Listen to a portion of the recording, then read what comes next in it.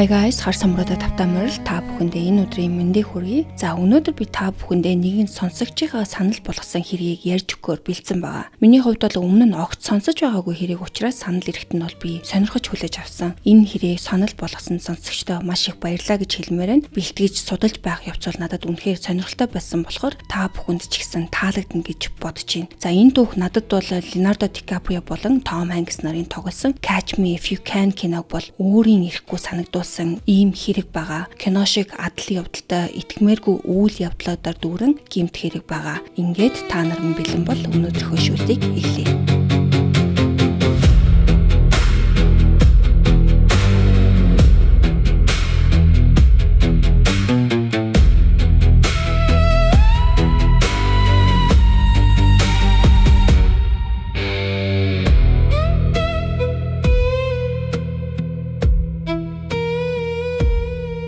Colton Harris мөр нь 91 оны 3 сарын 22-нд Вашингтон мужийн Маунт Вернон хот дахь Skagit Valley гэдэг эмнэлэг төрсөн. За энэ хот бол Сиэтлаас хойд зөвхт 100 орчим километрийн зайтай оршдог. Түүний ээжийн хэвлэл мэдээлэл болон шүүхийн баримтуудад бол Pamela Collar гэж дурддаг. За Colton төрөх үедээ ээжийнхээ Harris болон төрсөн эцэг гэж бүртгэгдсэн Gordon Moore-ийн Moore гэдэг овгийг нийлүүлээд Harris Moore гэх давхар овгийг авсан. Pamela бол Gordon Moore-ыг бол Colton-ы төрсөн эцэг гэж мэдүүлсэн бөгөөд төрсний гэрчилгээнд ч гэсэн түүний нэр нь бичигдсэн. Гэхдээ Colton өөрөө насанд хүрсэн хойно бол Gordon-ыг яг үнэхээр өөрийнх нь төрсөн эцэг мөн эсэхэд эргэлздэг тухайга ярьсан. Яг тэгэхээр тэдний хооронд бол хизээш нэг тийм жинхэнэ эцэг хүүгийн дотн харилцаа бүрдээгүй. Эцэг гэж нэрлэгдээд байгаа энэ Gordon нь бол амьдралынхаа турш арх, харт амхны асуудалтай тэмцэж хариуцлагатай эцэг байж чадаагүй нэгэн. Гэхдээ Pamela ч гэсэн мөн адил арх, шар арийг бол ихээр хэрэгэлдэг. Төрсөн эгчийнх нь ярьснаар бол Colton-ыг тээж байхдаа ч гэсэн арх уудаг байсан байх өндөр магадлалтай. Colton-ы хүүхдийн эмнэлгийн баримтуудаас харахад бол түүний хөгжлийн болон зан авирын асуудал бол маш багаас нь илэрч ихэсэн. За түүнийг бол дөнгөж 21 сартай байхад нь эмч нь юу гэж тэмдэглэсэн гэхээр ихээр уурлаж, бухимдаж, хяналтгүй аашилж, байнга уйлж орилдог ийм утгатай нэг тэмдэглэгийг бичсэн байгаа. 21 сартай хүүхдэд ийм тэмдэглэлээ бичнэ гэхээр нилээд жирийн хэмжээнээс давсан болоод ингэж бичсэн болов уу гэж надад бодогдсон. 2 нас хагас хүрэх үедээ Colton бол маш энгийн нэг хитгэн л үг хэрэгэлдэг, уйлах дуун, нэгэн хэвэн, үзэлгээс бол айдаг хүүхдээсэн. Эмчнэр бол түүнийг зан авирын асуудалтай байж болзошгүйгээс гадна хөгжлийн хоцрогдолтой байж магадгүй гэж үзсэн. 3 настай болох нь бол ярианы хөгжил нь ээжийнх нь санааг зовоох хэмжээнд хүрсэн. За энэ эцэг Gordon Moore нь бол хүүгийнхаа амьдралын эхний 4 жилд гэртээ хаяа ирж за ингээд алга болчтой хүн байсан. Эцэст нь Colton-ыг балчир байхад нь гэр бүлээ бүр мөсөн орхиод Pamela бол хүүгээ ганцаараа өсгсөн. За түүнээс хойшоо бол Colton төрсөн эцэгтэйгээ маш ховор уулздаг болсон. Тэр Gordon-ыг архичин, ширүүн, догшин хүн байсан гэж дурссан. Gordon заримдаа бол жирийн нэг аав шиг байж хүүгээ дагуулж за бүр майхантай аялалд хүртэл явдаг. За харин архиусан үедээ бол бүрэн хяналтаа алдаад Pamela болон Colton-ыг зодож гэртээ агсам тавьдаг байсан. Gordon-ы энэ түрэмгий зан архиталт нь бол түүнийг хууль цагдаагийн байгууллагатай байнга орооцолдоход хүргэсэн. 89 оноос 2003 оны хооронд бол тэр нийт 26 удаа баривчлагдаж 12 удаа ял шийтгүүлсэн. Gordon-ыг явсны дараа Pamela бол санхүүгийн хүнд байдалд орсон. Colton-ы ярьснаар бол ээж нь нурууны гэмтлийн улмаас хөдөлмөрийн чадвараа алдсан гэх үндслээр нийгмийн халамжийн мөнгө авдаг байсан. За тэгэхээр тэр гэмтлийг бол Gordon-ы хүчирхийлээс болсон гэж тайлбарладаг. За ээж хүү хоёрт бол өөр сонголт байгаагүй болохоор Вашингтон мужийн эргийн ойролцоох Camano Island дээр байрлах жижиг чиргүүлэн байшинд нүүж орсон. Гэхдээ Pamela бол тэндэж гисэн арх ихээр уусан хിവэрэ байсан болохоор Colton тогтворгүй хүчирхийлэл дүүрэн орчинд өссөн. 1996 онд Colton 4 настай байхад Pamela William Collar гэх хүнтэй гэрэлсэн. За гэхдээ William бол хүүхдийн амьдралд хэрэгтэй байсан тэр нэг эцгийн сайн үлгэр дуурайл бол болж чадаагүй. Тэр бол хероинд донцсон урт гэмт хэргийн түүхтэй хүн. William 87-оос 2000 оны хооронд 28 удаа баривчлагдаж 14 удаа ял шийтгүүлсэн. Түүний хэрэгт бол гэр бүлийн хүчирхийлэл, хулгай, харт амьттай холбоотой зөрчил, согтуугаар жолоо барьсан болон хэргийн газраас зугтсан хэрэгүүд багтдаг. Уильямыг Колтны амьдралд орж ирсэн тэр үеэс хүүхэд хамгааллын алба бол энэ гэр бүлд анхаарлыг хандуулж эхэлсэн. 96 онд нэрээ нууцлсан нэг хүн Колтны бие махбодын хүчирхийлэлд өртөж байгаа тухай анх мэдээлсэн. Гэхдээ хүчирхийлсэн гэж сэжиглэгдсэн хүн нь бол энэ Уильям биш, харин төрсөн их Памела байсан. Тэр хүн мэдээлэлтэй болохоор нэг эмэгтэй жоохон хүүхдийн үснээс нь зулгаагаад толгоорон нилээд олон удаа хүчтэй цогсныг харсан гэж мэдүүлсэн. Гэхдээ хүүхэд хамгааллын ажилтнууд Памелаг олж чадаагүй болохоор шалгалтыг цааш үргэлжлүүлээгүй, ингээд хэрийг хаацсан. Хүнд орчинд өссөн хүүхдүүдийн тухай түүхүүдэд бол амьтан тарчлах зэрэг нэг тийм төгшөөртэй зан авир цөөнгүү гардаг. За харин Колтон бол энэ хэв маягаас бол шал өөр. Тэр харин эсэргээрээ амьтдад ялангуяа шувуудад бол маш их хайртай хүүхдсэн. Шувуунд дурлах тэр сонирхол нь бол явандаа энэ нисэх хүсэлтэй нь холбогдсон. 4-6 насны хооронд бол Колтон онгоцонд бүрэн татдаж за өдөр бүр онгоц зурж нэмгэн мотоор өөрийн загвар онгоцуудыг хийдэг болсон. Нисэх тухай энэ мөрөөдөл нь бол энэ нэг гэр бүлийнхээ улам хизүүдэж байсан тэр амьдралаас төрч болов зүхтах арганч байсан байж магадгүй. 98 оны 1 сарын 21-нд Колтон шагаагаа гэмтээгээд яаралтай түргэн тусламжийн тасагт хүрэгдсэн. За гэхдээ тэр бол хэрхэн гэмтснээ санахгүй байна гэж эмчнэрт хэлсэн. Яг 1 жилийн дараа буюу 99 оны 1 сарын 23-нд зүүн гартаа хүний хазуулсан шархтаа дахин эмнэлэгт очсон. За түүнийг хэн ямар нөхцөлд хадсан тухай эмнэлгийн баримтанд бол огт тэмдэглэгдээгүй. За энэ наснаасаа бол Колтон гэрээсээ байнга зогтдог болсон. Тэр Камана Айлендын ойд хэдэн өдрөөр алга болж хоол хүнсээ өөрөө олж ганцаараа амьдарч эхэлсэн. За гэхдээ бол хизээ нэгэн цагт нөгөө чиргүүлэн байшинда буцаж очихоос өөр аргагүй болдог. Харин түүнийг гэртээ ирэхэд бол дахиад л нөгөө архиталд хэрүүл маргаан хүчирхийлэл хүлээж байдаг байсан. 2001 онд 10 настай Колтон зүүн өвдөгнийхээ доод хэсэгт 4 см-ийн гүн шарх авч за Skagit Valley эмнэлэгт дахин хүргэгдсэн. Тэр халтарч унаад өвдгөө гэмтээсэн гэж хэлсэн. Гэхдээ ийм гүн шарх авсан мөртлөө өмд нь бол огт урагдаагүй байсан. Сувилагчийн тэмдэглэлд түүнийг дагуулж ирсэн 2 насанд хүрсэн хүнээс арх үнэртэж хоорондоо хэрэлдэж байсан гэж бүртгэгдсэн.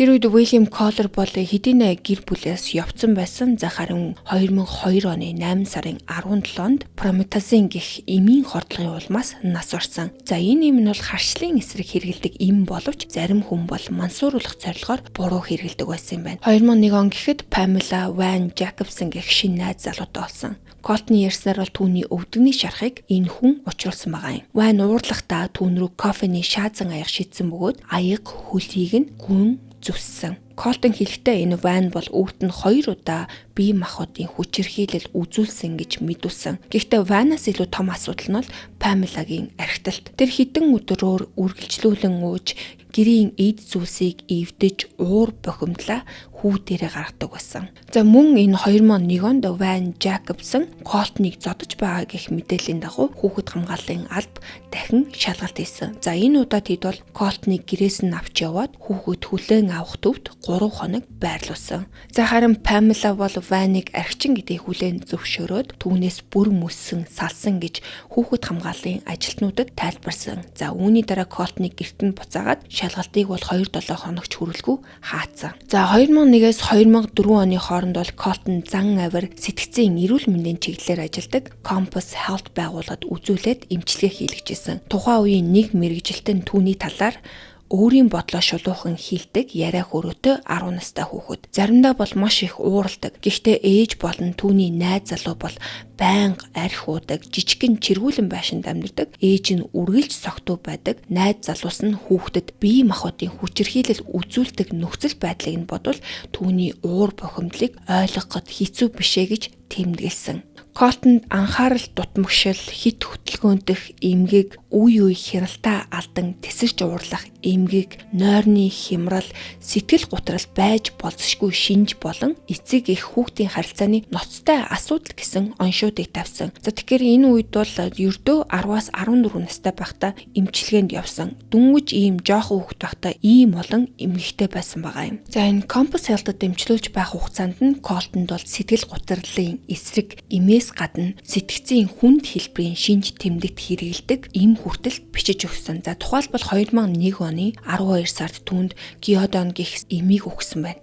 Яагаад ийм том хүнд хэрэгэлдэг хүчтэй имийг сонгосон нь бол баримтанд тодорхойгүй ч гэсэн зан авир уур бухимдлыг нь хянах зорилготой байсан юм шиг харагдаг. 2003 онд Compass Health-ийн эмч нар Pamela-тай ярилцсан. Pamela бол өөрийнхөө архитектыг юу гэж өмгөөлсөн гэхээр арх уух нь бол намайг ингээд Colton-той харьцахад түүний өөдөөс өөрийгөө хамгаалж зогсоход тусалдаг гэж тайлбарсан. Харин Colton бол ээжийнхээ архитектыг ямар нэгэн бэрхшээлийг даван туулах арга биш, харин ч бүр уур хилэнг нь улам өдөөдөг байнгын донтолт гэж үздэг байсан. 11 настайдаа тэр ээжигээ архинаас гарах гэж өөрийнхөө хичээсэн. Нэг удаа Pamela-д Bible өгөөд өөр нэг удаа архинаас гарахыг хүсэгчдийн нийгэмлэгийн гарын явдлыг авчирч гисэн. Гэтэл Pamela бол тэр номыг нь шууд нүдэн дээр нь шатаацсан. Pamela бол хүүгийнхээ өдөр тутмын хэрэгцээ, боловсрал, хөгжилд бол бараг юу анхаардаггүй байсан. Colton сургуульдаа явсан эсэх нь бол түүнд төдийлөн хамаагүй бүр хичээл хийхэд нь туслах талаар бол бүр яриад ч хэрэггүй.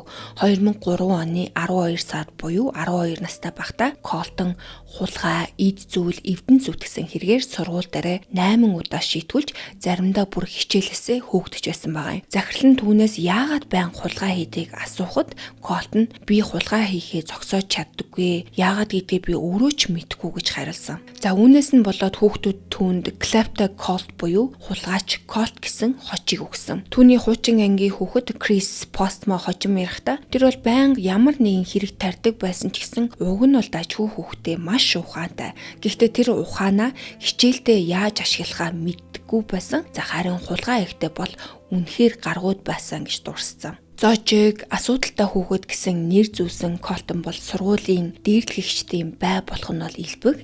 Гэхдээ удалгүй өөрөөс нь ах илүү хатуу ширүүн нэг хүү түүнийг хамгаалж эхэлсэн. Түүний нэр нь бол Harley Davidson Iron Wing гэх хүн байсан. Harley Davidson бол Colton-ыг дээрлэхүүлж байхад нь өмгөөлж өөрийнхөө дэргэд авч явдаг болсон. Гэхдээ тэр зөвхөн хамгаалаад зогсоогүй. Colton-ыг хулгай, дэрмийн ертөнцтэй анх танилцуулсан хүн нь энэ Harley болсон. Chris Postma бас тэдний харилцааны талаар хэлэхдээ Harley байхгүй үед бол Colton маш тайван байдаг. Харин Harley ирэхэд гинтэл өөрийгөө айхтар том, аюултай хүн шиг харуулж эхэлдэг байсан гэсэн. Harley ч гэсэн өөрөө бол үүнийг өвөөсгээгүй. Тэрээр хожим 48 цаг нэвтрүүлгийн сурвалжлагчд хэлэхдээ Colton-ыг байшин тонох, машин хулгайлах ертөнцид оруулсан хүн нь бий гэж ярьсан. Ингээд дөнгөж 12 настай Colton богинохон боловч маш эрчимтэй үргэлжлэх гэмт хэргийн замд орж эхэлсэн. Гэтэл түүний аль хэдийн хэцүү болсон амьдралд төрсөн эцэг Gordon Moore нь дахиж гарч ирсэн. Гэхдээ энэ удаа бол аав хүү хоёрын уулзалт эвлэрлэр төгсөөгүй. 2003 оны 5 сарын 21-нд тэдний хооронд ширүүн зодон болсон. Colton эхлээд Gordon руу чулуу шидсэн. Gordon хариуд нь хүүгээ газар унгаж хоолойг нь богоод дараа нь шат руу түлхэж унгаснаар Colton бугуугаа хугалсан. Colton ямар нэг аргаар 911 рүү залгаж чадсан. Цагдаа ирэхэд бол Gordon ойроо зугтсан ч удалгүй баригдсан. Тэр үед Gordon бол өмнөх хэрэгүүдээрээ 90 сурвалжлагдаж байсан болохоор шууд хоригдсон. Үүний дараа Gordon бол Лас Вегас руу нүүгээд Pamela болон Colton хоёрын амьдралд дахиж бараг гарч ирээгүй. Гэхдээ Gordon явснаар энэ гэр бүлийн хүчирхийлэл бол дуусаагүй. Ээж хүү хоёрын харилцаа бол улам хурцсаж эхэлсэн. 2004 онд Colton хөлтөө сүхний эрэнд зүсэгдсэн шарх аваад дахин эмнэлэгт хүргэгдсэн. Тэр эмнэлэгт гэмтснээсээ бараг 24 цагийн дараа очсон. Шархыг Pamela учруулсан эсэх нь бол хизээш тогтоогдоогүй. Харин Pamela өөрийн зүгээс бол Colton хэд хэдэн удаа түүн рүү дайрсан гэж мэдүүлсэн. Нэг удаа бүр завны сэлүүр барьж хөөж өөр нэг удаа цагдаа дуутахаас зайлс хийгээд утсыг нь эвдсэн гэж ярьсан. Эдгээр явдлын дараа Colton Compass Health-ийн зөвлөгтөө дахин уулзаж ээжийнх нь архитект гэр бүлийн хамгийн том асуудал хിവэрэ байгааг хэлсэн. Ажилтнууд Pamela-тай дахин ярилцахад тэр хэлэхдээ би зүгээр нэг 12 настай хүүхдийн төлөө архи ухаа болохгүй гэж хариулсан. Pamela-д архины хамаарлын үздэг, сэтгэл зүйн зөвлөгөө болон хүүхэд хүмүүжүүлэх сургалтанд хамрагдахыг санал болгосон. Гэхдээ мэдээж Pamela бол тэр зөвлөмжүүдийн алийг нь ч дагаагүй. Тэр өөрийгөө архины асуудалтай гэдгээ өвөөсгсээр байсан. Ингээд хяналт тавих насанд хүрсэн хүнгүй, үндсэн хэрэгцээг нь ч анхаарах хүнгүй болсон Колтон амралтын байшингууд руу нэвтэрч хоол хүнс болон ойд амьдрахад хэрэгтэй зүйлсийг хулгайлах болсон. Нэг удаагийн ийм хулгаан дараа тэр анх удаа баривчлагдсан. Түүний анхны ял бол хулгаан эд зүйл хадгалсан хэрэгтэй холбоотой. Үүнээс хойш Колтон өсвөрийн хорих төвүүдээр байнга орж гардаг болсон. За гэр бүлээсээ хол байхдаа бол түүнд багч болов нэг 50 мэдрэмж өгдөг хүмүүс нь бол ээжийнх нь талын игч Сандра болон Эд хоёр байсан. Колтон 13 эсвэл 14 настайдаа Сандрагийн хэсэг хугацаанд очсон. Тэр хоёр нийлээд металл илрүүлэгч барин дэлхийн 2 дугаар дайны үеэр осолдсон онгоцны ид ангийг хамтдаа хайдаг болсон. Колтон бол олсон жижигхэн хэсэг бүрээ судалж ямар онгоцны ямар ид анги болохыг нь таних гэж оролддог байсан. Сандрагийн ярьснаар бол Колтон багаасаа онгоцонд хит татагдсан онгоцны ид ангийн талаар наснаасаа ахацсан их мэдлэгтэй хүүхэд байсан. Нах зах Эд бол хожим Колтонд илүү их туслаагүйдээ харамсдаг тухайгаа ярьсан. Тэр дүү Памелагаа Колтны гэмт хэргийн зан авирын гол шалтгаан болсон гэж үзээд тэр их хүн гэж хэлэхэд бол үнэхээр жигшмээр. Колтон хэдэн жил шоронд суух ёстой гэж үзэн. Түүний ээж Памела бол яг эсрэг талын камерт нь яг мөн адил суух ёстой гэж үзэж байгаа хэлсэн.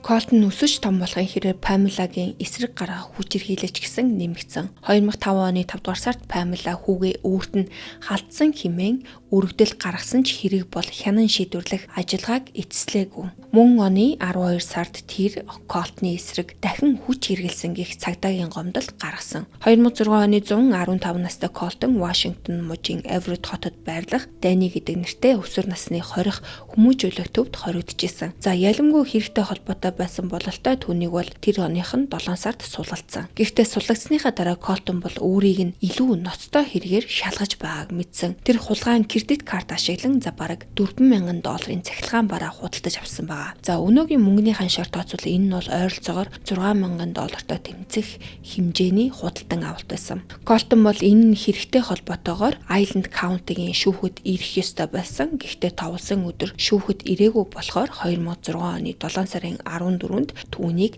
баривчлах захирамжийг гаргасан. Цагдаа нар Колтныг хайж эхлэхэд аль хэдийн оройтсон байсан. Тэр бол Камана Айлендын шигүү ойд орж сураггүй алга болсон байсан. За энэ үеэс эхлээд Колтны гэмт хэргийн амьдрал бол жинхэнэ утгаараа эхэлсэн. Тэр өөрийн гэсэн арга барилтай болж удалгүй Камано Айлендын оршин суугчдыг айлгадаг, нууцлаг, этгээд болон хувирсан. Камано Айлендын газар нутгийн 70 орчим хувийг бол хуш, агч мод бүхий шигүү ой мод эзэлдэг. Энэ нь бол ойд амьдрах туршлагатай цагдаагаас зугтаж буй өсвөр насны хүүхдүүд бол төгс нуугдах орчин болсон. За Колтон бол хичээлдээ тааруухан байсан ч гэсэн тэнэг хүүхэд бол огт байгаагүй. Тэр орчноо маш хурдан судалж амьд үлдэх энгийн атлаа ухаалаг аргуудыг олдог. Камано Айлендын ой модтой залгаа 1000 гаруй амралтын байшин байсан бөгөөд тэдгээрийн их нь жилийн урт хугацаанд эзэнгүй байдаг байсан. Гэхдээ байшингуудыг тогтмол арчилж дотор нь хоол хүнс болон аяллаа хэрэгслүүдийг үлдээдэг байсан. Колтон бол шүн бүр гадаа хоноглохын оронд эзэнгүй байшин руу нэвтрээд халуун усанд орж хөргөчнөөс нь хоол идэж тухтаа орон дээр унтдаг байсан. Дараа нь баригдахаас сэргэлж байшинг орхиж ой дотор өөрийн байгуулсан за нэг нууц отогт нэг эсвэл хэдэн шөнийг өнгөрөөдөг байсан. Хоолн дуусах шинэ хувцас хэрэгтэй за эсвэл усанд орох шаардлагатай үедээ өөр нэг эзэнгүй байшинг сонгож ордог. За харин ийм нэг удаагийн нэвтрэлтийн үеэрээ Колтон нэг чухал зүйлийг олж мэдсэн. Зарим байшингийн эзэд интернетэд холбогдсон компьютерийн асаалтаа хэвээр нь үлдээгээд хажууд нь кредит картуудаа тавьчихдаг байсан байгаа юм. За энэс эхлээд Колтон бол энэ кредит картуудыг ашиглаж эхэлсэн. Хэрвээ байшинд бэлэн кредит карт байхгүй бол Колтон бол тухайн байшингийн эзний нэр дээр шинээр карт захиалж сурсан. За ингээд хийнэ компьютероор интернетэд орж хулгайлсан хувийн мэдээллээрээ хүссэн зүйлсээ худалдаж авдаг болсон. Тэр бол хүргэлтийн хоолноос эхлээд ойд амьдрахад хэрэгтэй төрөл бүрийн тоноглол захиалдаг. Баавгайн эсрэг шүршигч, шөнийн харааны дуран, цагдаагийн радио долгион сонсдог төхөөрөмж хүртэл худалдаж авсан. Эдгээр нь бол зөвхөн ойн бүсэд амьд үлдэхэд биш, за харин цагдаа нарын хөдөлгөөнийг урьдчилан мэдэж баригдалгүй зугтахад нь тусалж исэн. Гэхдээ Колтон багаасаа хайрсан нисэх хүсэл мөрөөдлөө мартаагүй. Хулгайлсан картаараа нисэх хүчний сэтгүүл, нислэгийн симулятор тоглоом болон бага урын онгоц жолоодож сурах сургалтын бичлэгүүдийг захиалдаг байсан. За өөрөөр хэлбэл ямар ч нисгэгчийн сургалтанд суулгүйгээр интернет, тоглоом, ном, сургалтын бичлэг ашиглан онгоц жолоодох үндсийг бие даан судалж эхэлсэн. За үүний хажуугаар бол тэр ердийн хулгайгаа үргэлжлүүлжлээсэн. Айлын гэрээс бэлэн мөнгө, зөөврийн компьютер, үнэт эдлэл, тоглоом, ундаг дугуй болон төрөл бүрийн цахилгаан хэрэгслийг авдаг хിവэрээ.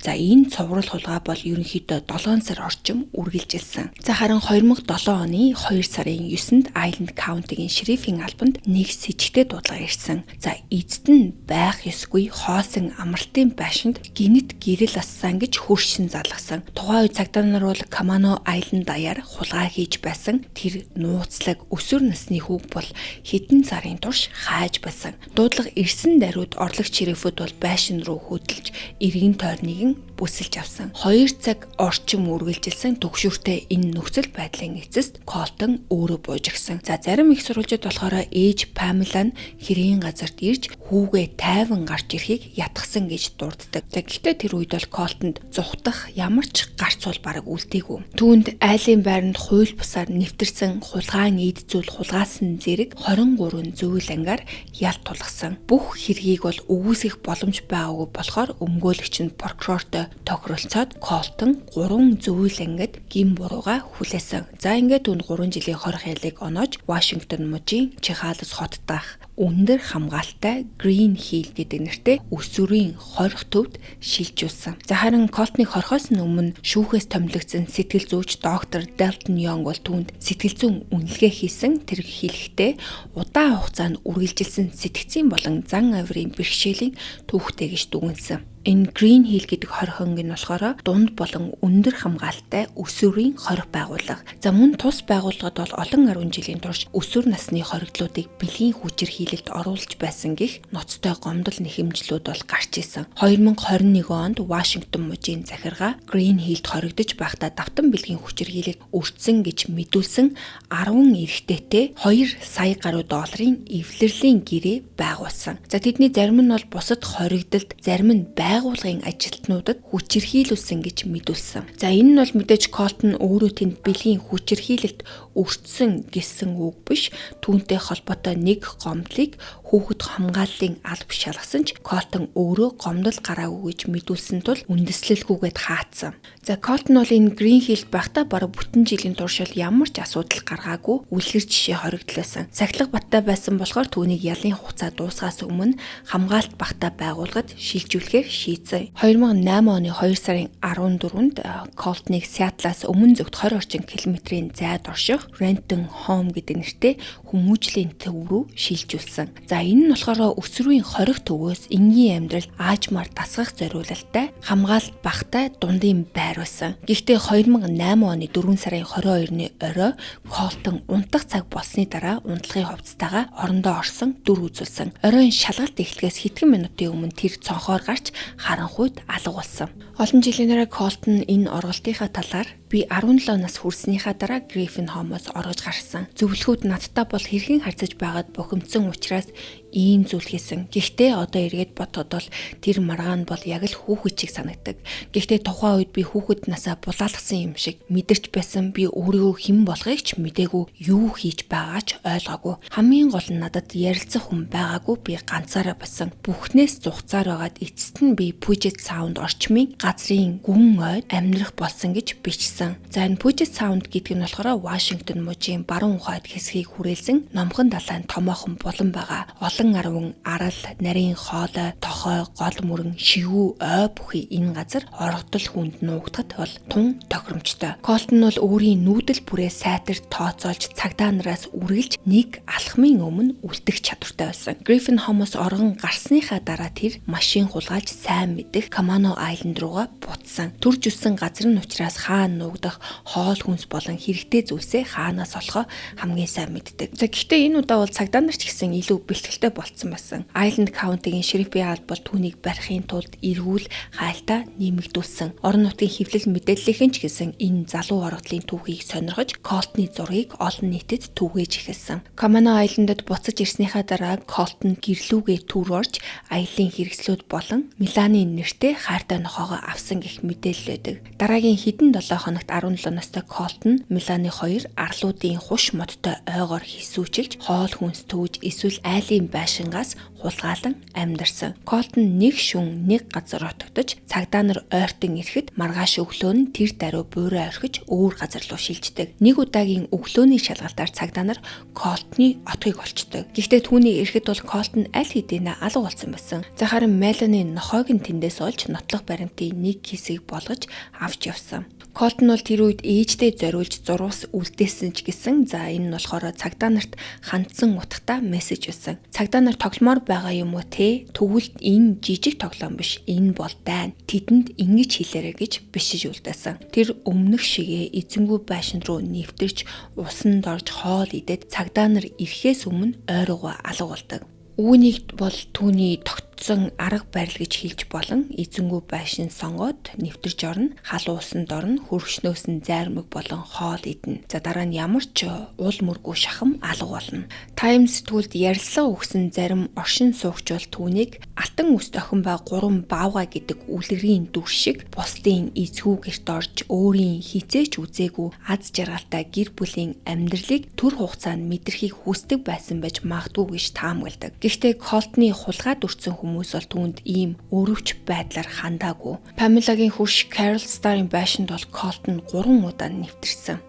2008 оны 7 сард Colton Carol Starr-ын гэрт дахин ирсэн. За энэ удаа түүнд бол зөвхөн халуун ус зайрмаг хэрэгтэй байгаагүй. Тэр бол Carol-ийн хар өнгийн Mercedes-Benz C-Class автомашиныг нь хулгайлж авч явсан. За үүний дараа Island County-гийн шерифийн алба Kamana Island дээрх эргүүлээ улам нэмэгдүүлсэн. 7 сарын 17-ны орой нэгэн орлогч шериф хүнсний дэлгүүрийн ойролцоо хулгайлагдсан хар Mercedes-ийг олж харсан. Цагдаагийн машин ойртох үед Mercedes бол гинэт хурдлан зүхталж хөөцөлдөн ихэлсэн. Colton бол хотын зах руу давхиж өндөр хуш модоор хүрээлэгдсэн харанхуй тахир замуудаар орсон. Шөнө дунд өнгөрсний дараа машин зам дээр тогтургүй хөдөлж аажмаар хурдаа хасаж эхэлсэн. За цагдаагийн машин бол бараг гүйцэж ирэх тэр мөчөд Colton явж байсан машинаасаа гинэт үсэрч буугаад ойр үгүйсэн. Хэдхэн секундын дотор тэр харанхуй модын дунд дахин алга болсон. Жолоочгүй болсон машин бол замаар цааш өнхөрч 6 м орчим өндөр хадан ирмээс унахаас хэдхэн сантиметрийн өмнө зогссон байна. Цагдаа нарт Colton-ыг араас нь барих боломж байгаагүй. Тэдний хийж чадах цорын ганц зүйл нь бол хулгайлагдсан машиныг нийгчиж дотор нь түүний үлдээсэн байж болох нотлох баримтуудыг хаах байсан. Машинаас хулгайлагдсан кредит картууд, гар утснууд болон дижитал камер олдсон. За машиныг хэн хулгайлсан талаар эргэлзэх зүйл байсан бол камер доторх нэг зураг бол бүхнийг тодорхойлсон. За тэр нь бол Colton-ы өөрөө авсан селфи. Зурагт бол Colton ойн дунд өв сурмал дээр тайван хөвтөж хар пудвалк өмсөж чигэвчээрээ хөгжим сонсон уруулынхаа үзүүрт үл мэдэг инээмсэглэл тодруулсан байсан. Тэр яг л үеийнхээ бусад өсвөр насны хүүхэд харагдаг. Тайван, магадгүй забурааз жаргалтай. Гэхдээ харцсанд нь тайлбарлахад хэцүү нэг тийм гуниг мэдрэгддэг. Энэ зураг удалгүй Colton Harris мөрийн хамгийн алдартай зураг болсон. Island County төдийгүй Washington муж даяараа тараасан 90 зурруулжлах зурагт хуудсуудад үүнийг ашигласан. Цагдаа нар зураг олон нийтэд хүрснээр мэдээлэл олноор ирнэ гэж найдсан. Гэтэл эсэргээрээ олон хүн Colton-ыг өрөвдөж эхэлсэн. Түүний зураг болон хүнд хэцүү хүүхэд насны дүүх интернетээр тархах тусам 17 настай оргодлыг дэмжигчдийн тоо нэмэгдсэн. За ялангуяа залуус бол Colton-ы хүчирхийлэлгүй атлаа, хууль сахиулагчдыг ил тод үл тоомсорлсон үйлдэлүүдэд татагдж байсан. Зарим нь бол түүний ухаан, овсгойг биширч байсан бол зарим нь архиталт хүчирхийлэл дунд өнгөрсөн хүүхэд насыг нь сонсоод өрөвдөж байсан.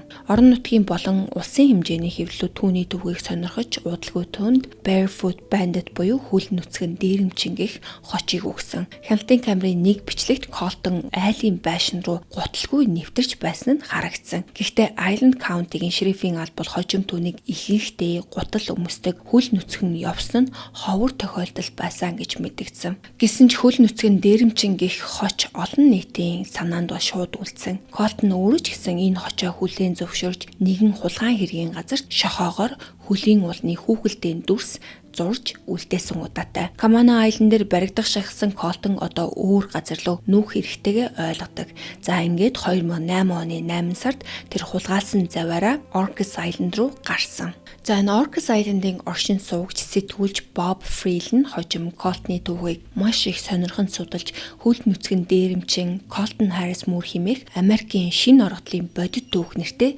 номыг бичсэн. Bob Freeland дүрслэлээр бол тухайн үеийн Orcas Island бол чинэлэг хүмүүсийн аюулгүй хорогдох газар байсан.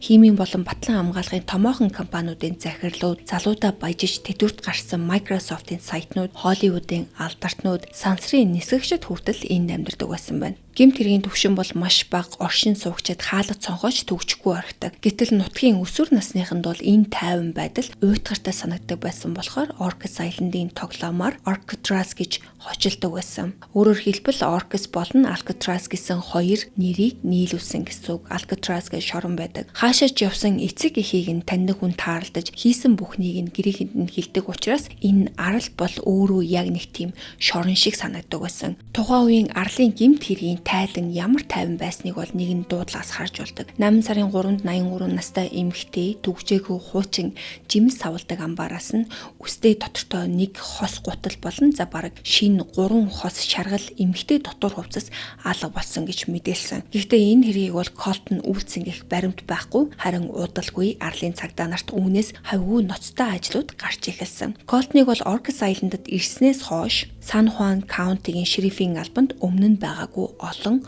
хулгайн дуудлага ирэх болсон. За энэ зохиолч Bob Freeland бичснээр бол Colton бол бараг орой бүр East Sound суурин руу симорж бэлэн мөнгө, кредит карт, хоол хүнс болон ойд амьдрахад хэрэгтэй хэрэгслүүдийг аваад алга болдог байсан. За түүний байнга онилдог газруудын нэг нь болохоор Kyle гэх хүний ажилуулдаг нэг маркет байсан. 3 дахь удаага хулгаад өртснийхээ дараа энэ Kyle бүр дэлгүүртээ буутаа сууж түүнийг хүлээдэг болсон. Тэрээр 48 цаг нэвтрүүлэгт хэлэхдээ өөрийнхөө өмчийг хамгаалахаас өөр аргагүй нөхцөлд намайг оруулсан. Шаардлагатай үед бэлэн байхын тулд би бүр бууга дэрэгдээ байлгадаг гэж ярьсан. 2008 оны 10 сарын 2-нд Orcas Island-ийн худалдааны танхим хүртэл тусгай хурал зохион байгуулж арлыг нөмөрсөн цуврал хулгаан талаар хэлэлцэн. Colton бол интернетэд дэмжигчтэй болж байсан ч гэсэн за түүний хохирогчд бол мэдээж тийм өрөвч хандаагүй нь ойлгомжтой. Нэг рестораны ерөнхий менежер Marion уг хурлын үеэр бухимдлаа илэрхийлж тэр бол хүмүүсийг дээрэмдэхээс таашаал авдаг. Colton Harris Moore бол жирийн хөдөлмөрч хүмүүсийг хамгийн их хохироосон балмуу түүхэд тэр бол өөдгөө амтан гэж хэлсэн. За Marion бол тэгтээ ингэж уурлах хангалттай шалтгаан байсан. Хулгайч рестораны хананд авраад жижигхэн цонхоор нь дотгошоо орцсон. Хяналтын камерын бичлэгт бол Coltonтой маш адилхан өндөр залуу ресторан дотор хөл нүцгэн гүйж байгаа нь үлдсэн.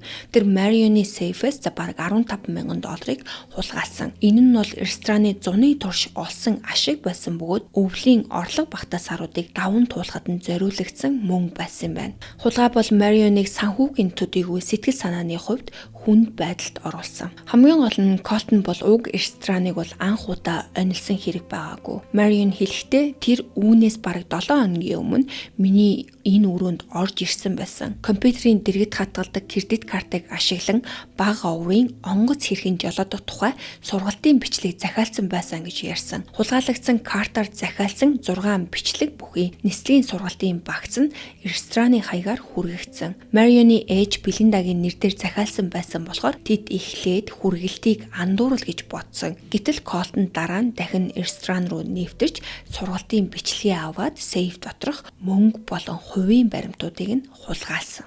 За энэ бүхэн бол Colton нэг газараа дахин онилдог байсныг харуулдаг. Энэ East Sound гэдэг хот нь бол ерөөсөө тийм том хот биш. Orcas Island ч гэсэн нуугдахад хязгааргүй уудам газар биш. Нутгийн цагдаа нар орчноо сайн мэддэг байсан ч Колтныг бол барьж чадахгүй байсан. Яагаад тэгэхээр Колтон бол өөрийн арга барилаа улам боловсронгуй болгосон. Зарим шөнө бол эзгүй амралтын байшин тухтаа унтаж, бусад үедээ ойн гүнд байгуулсан отог нуугдах газруудад хоногддог. Цагдаа нар аль нэг байшин эсвэл хуарн руу ойртоход тэр бол айл хэдийнэ өөр газар руу шилжчихсэн байдаг байсан. Боб Фрилийн бичснээр бол Колтон эртний оршуулгын газар болох Мадрано Пойнтэд хүртэл отог байгуулж байсан юм байна. За энэ Мадрано Пойнт гэдэг нь болохоор East Sound руу түргэн орсон өтгөн модтой хойг бөгөөд Лүми Нашны хүмүүсийн хувьд бол ариун газар. Колтон тэнд жижиг майхан sleeping bagтай отог байгуулж суурингийн дэлгүүрүүд рүү нэвтрэхдээ бааз болгон ашигладаг байсан. Цагдаа нар түүний хид хідэн удаа Мадрано Point руу хөөсөн ч тэр бол моддын дунд ормогцоо ор мөргүй алга болчдөг. 2008 оны 9-р сарын дунд үе гэхэд бол Сан Хуан County-ийн цагдаа нар Колтонд бол нилээд ойртсон. Гэтэл тэр мотор цай хулгайлаад арлаас гарч дараа нь хид хідэн машин солисноор Канадын хилийг давсан. За ингэснээрээ түүнийг 90 сурвалжлагчдын жигсаалтанд Канадын хатан хааны морьц цагдаагийн албач гисэн нэмэгдсэн.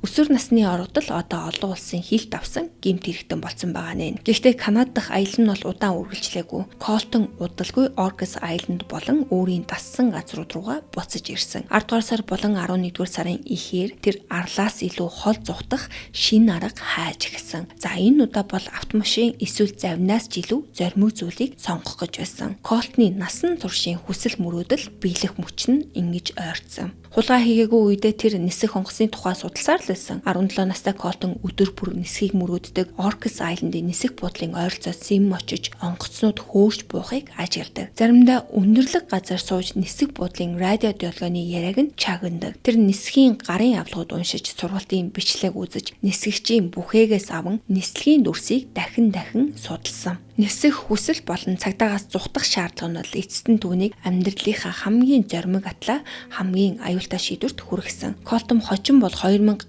онд бичсэн загталдаа анхныхаа нислэгийн өмнөх үеийг би өмнө нь онгоц жолоодож үзээгүй, гэхдээ цэцэрлэгт байхаас л нисгэгч болно гэж мөрөөдөж олон арван ном гарын авлага уншсан онгоц миний бодлоос хизээж гардаггүй байсан гэж дурссан. 11 сарын 5-наас 11-ний хооронд Колтон Orcas Island-ийн нисэх буудлыг ажиглан нисэх буудлын бууг нэвтрүүлэхгүй хашааны цаадах ойд нуугдж байсан. Тэр онгоцнуудын хөдөлгөөнийг судалж үйлдэхэд хамгийн тохиромжтой мөчөө хүлээж суулсан. Удалгүй түүний анхаарлыг 99 оны загварын N24658 бүртгэлийн дугаартай Cessna 182 татдаг. Жижиг онгоцны загвар хөдөлгүүр тоноглыг маш сайн мэддэг Колтон бол үүнийг харсан даруйда таньсан. За Cessna 182 гэдэг нь болохоор нэг хөдөлгүүртэй өндөр далавчтай харьцангуй тогтвортой онгоц. Бусад бага урын онгоцтой харьцуулахад жолоодоход бол хялбар гихтэгч. За энэ нь бол ямар ч сургалтгүй хүн шууд суугаад нисгэж болно гэсэн үг биш. 11 сарын 11-ний орой нисэх буудлын сүүлчийн нислэгүүд хөдөлж ажилтнууд явсны дараа Колтон хашаагаар нэвтрэлсэн. За хувийн ангаруудын ихэнх нь бол үнэтэй онгоц хадгалдаг мөртлөө тохиолдолгүй байсан болохоор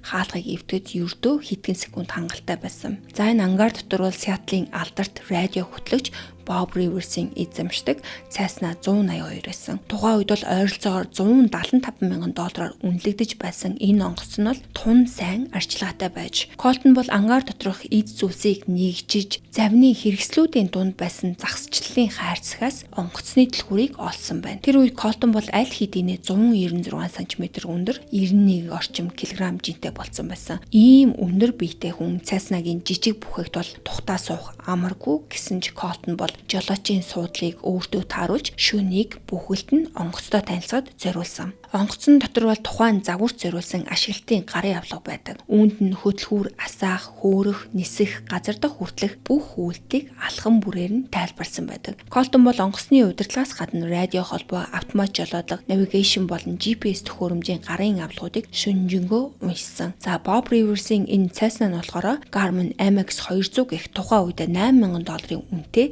GPS системээр тоноглогдсон байсан. Энэ нь бол яг газрын зураг дээр сонгосон байршил руу хэрхэн хүрэхийг тооцоолж нисгэгчийн зарим ажлыг хөнгөвчлөдөг төхөөрөмж. Гэхдээ GPS бол онгоцыг өөрөө хүргэж газардуулж чадахгүй. Колтон өмнө нь цуглуулсан мэдлэг дээрээ энэ ганц шөнийн бэлтгэлийг нэмээд онгоцыг жалоод чадна гэж итгэсэн. 11-р сарын 12-ны үүр цайхын өмнө тэр ангарын том төмөр хаалгыг онгойлгож жижиг цахилгаан чирэгчээр 1 тонн орчим жинтэй цайснаг гадагшин гаргасан. Онгоцыг гаргасны дараа чирэгчийг ангаар дотор анхны байрлуулд нь буцааж тавиад хаалгыг хаасан. Дараа нь бүхээгт орж гарын авлагын дарааллын дагуу түлшний тохиргоо, хөдөлгүүрийн холимог дараалт, навигашн болон бусад төхөөрөмжийг шалгасан. Машин жолоодох үед жолооны хүртээр чиглүүлдэг бол цайснаг газраар хөдлөхийн тулд хөлийн дөрөөг ашигладаг юм байна. Колтон жолооны үнэмлэхгүй байсан ч гэсэн энэ ялгааг ном болон нислэгийн симулятороос аль хэдийнэ мэддэг болсон байсан. Тэр хөдөлгүүрийг асааж онгоцоо ангарын бүсээс гарган нислэгийн зурвас руу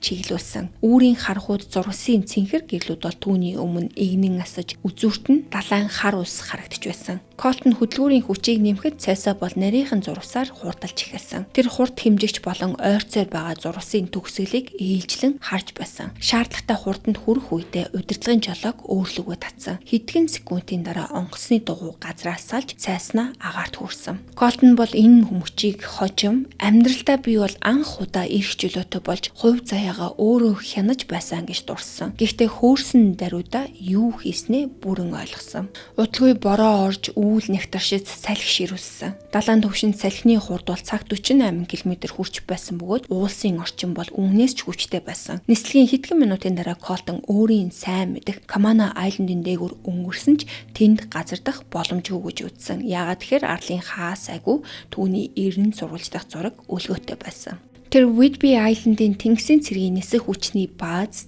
Боин нисэх онгоцны буудал болон Seattle Tacoma нисэх буудлыг өнгөрн өмнөх зүг ниссэн. Дараа нь зүүн тишээ эргэж Cascade нурууг давхыг оролцсон. Эндээс нөхцөл байдал бол туйлын аюултай болж эхэлсэн.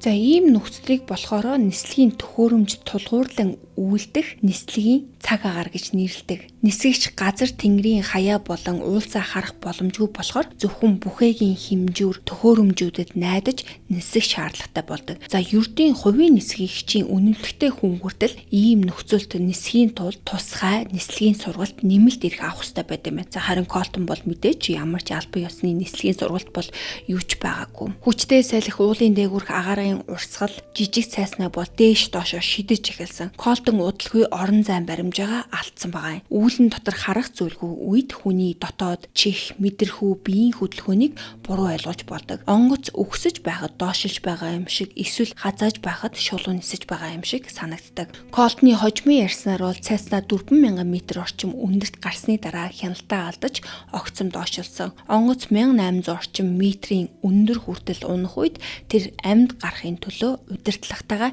ноцолдож эхэлсэн. Айдас, савлгаа, хүчтэй донцолгооноос болоод тэр бүхийг дотроо бөөлжсөн байна. Гэсэн ч ямар нэгэн байдлаар онгоцны хяналтыг эргүүлэн авчиж чадсан. Cascade нурууны хамгийн өндөр хэсгийг өнгөрөхөд үүл баг зэрэг сарниж уулсын зүүн талын агаар хуурай болсон. Салхи хүчтэй хэвээрээ байсан ч гэсэн өмнөх шигээ догшин донцолгоо багассан. Колтон бараг 4 цаг агаарт байсны эцэс Yakama үндэсний эзэмшил нутагт хүрсэн байна. За энэ газар бол Orcas Island-аас зүүн тийш 480 орчим километрийн зайтай. Өглөөний 9 цагийн үед нутгийн анчид Mill Creek Ridge орчимд эргэлдэн нисэж байгаа жижиг онгоцыг харсан. Колтон газардах боломжтой тэгш талбай хааж ойролцоогоор хагас цаг эргэлзсэн. Гэхдээ тухайн үед бол салхи маш хүчтэй байсан. Хэрийн газарт очисон омгийн цагдаагийн даргын ярьснаар бол хүн газар дээр тогтож зогсоход ч гэсэн хэцүү байсан. Салхины хурд цагт 80 орчим километр хүртэл хүрч байсан. Колтон бол эцэст нь уулын замын дээд хэсэгт байрлах жижиг тэгш талбайг сонгосон. Уг газрыг анчид машина тавихад ашигладаг байсан. Тэр бараг л амжилттай газарсан.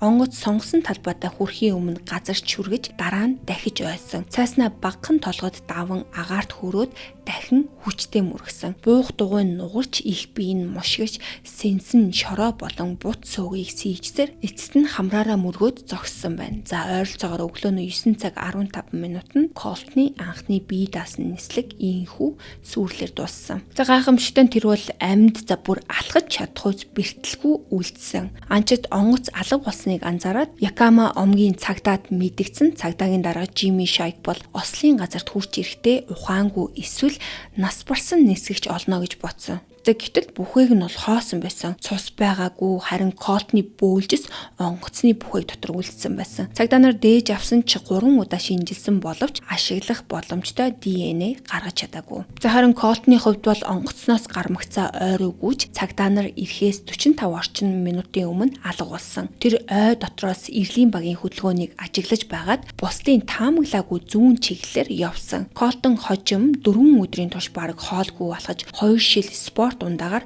голоо зогоосон гэж ярьсан. Тэр 48 орчим километр явсны эцэс төмөр замд хүрч ачааны галт тэрэг нуугдаж ойрыг нь муж руу орсон байна. За тэндээсээ машин хулгайдаад Невада мужийн Рино хотод хүрсэн. Энэ нислэгийн дараа бол хөл нүцгэн дээрэмчний нэр хүнд за интернетэд бүр их өсдөг. Хүмүүс түүнийг бол Jesse James болон Bonnie and Clyde зэрэг Америкийн алдартай орогдлуудтай зүүрлэж эхэлсэн. Гэхдээ нэг том ялгаа нь бол Colton бол тухайн үед хэнийг ч хөнөөгөөгүй хүчирхийллийн гэмт хэрэгээр алдаршаагүй. Энэ нь бол олон нийт түүнийг аюултай гэмт хэрэгтнээс илүүтэйгээр хүнд амьдралыг овсгоогоор давж байгаа орогдол мэтэр харахад нөлөөлсөн. За харин мэдээж онгоцны эзэн Bob Rivers бол үүнтэй санал нийлээгүй.